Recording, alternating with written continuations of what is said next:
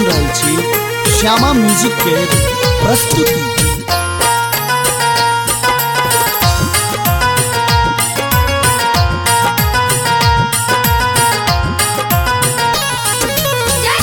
तेरे दर से कोई जाए न खाली, तेरे दर से कोई जाए न खाली।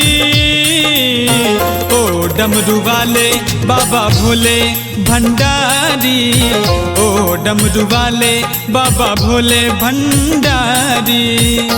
तेरे दर से कोई जाए न खाली, तेरे दर से कोई जाए न खाली। ओ डमरू वाले बाबा भोले भंडारी, ओ डमरू वाले बाबा भोले भंडारी।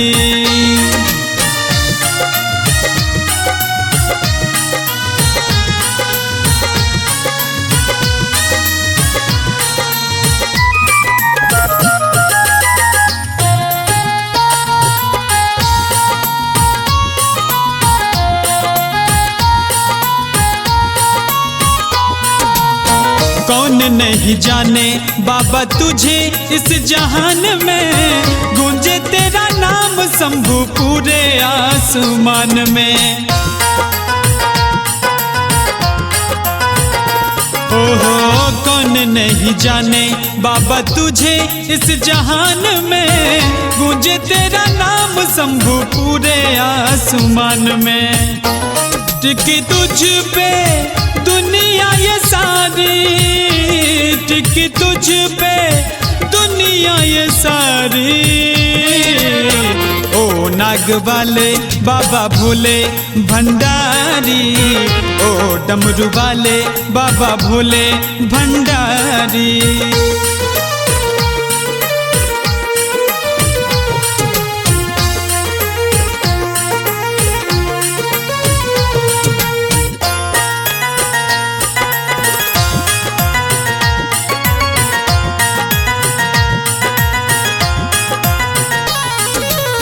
मिलता है जो भी मांगे बाबा तेरे दर से, देते हो जब भी बाबा झोली भर भर के। ओहो मिलता है जो भी मांगे बाबा तेरे दर से, देते हो जब भी बाबा झोली भर भर के। भर दो झोली मेरी भी खाली, भर दो झोली मेरी भी है खाली। ओ डमरू वाले बाबा भोले भंडारी, ओ डमरू वाले बाबा भोले भंडारी।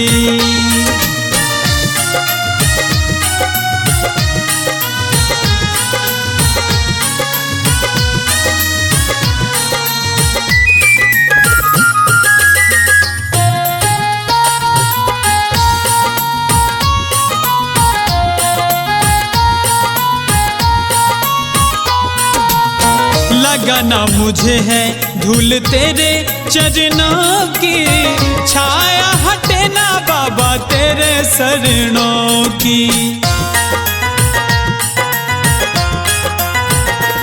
ओहो लगाना मुझे है धूल तेरे चरणों की, छाया हटे ना बाबा तेरे शरणों की।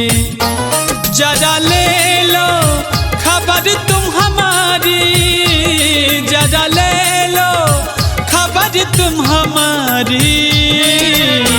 ओ नाग वाले बाबा भोले भंडारी, ओ डमरू वाले बाबा भोले भंडारी। तेरे दर से कोई जाए न खाली, तेरे दर से कोई जाए न खाली। ओ डमरू वाले बाबा भोले भंडारी, ओ डमरू वाले बाबा भोले भंडारी। तेरे दर से कोई जाए न खाली, तेरे दर से कोई जाए न खाली।